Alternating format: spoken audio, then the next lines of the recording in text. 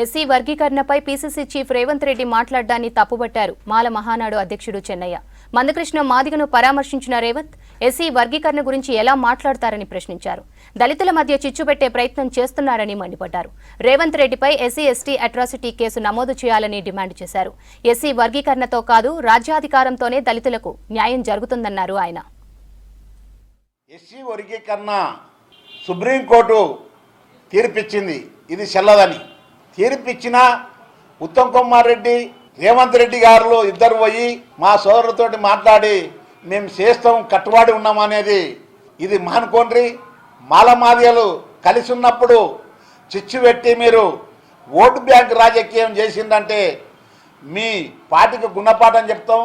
ఉషామేర committee వేసి ఆంధ్రప్రదేశ్ అయినా తెలంగాణలో అయినా సర్వే చేసి ఉషామేర కమిటీ మాలలు డెవలప్ అయిన మాలలు ఉన్న ఉపకులాలు వెనుకవన్నీ ప్యాకేజ్ చేయమన్నది, కానీ వర్గీకరణ చేయనని చెప్పలేదు.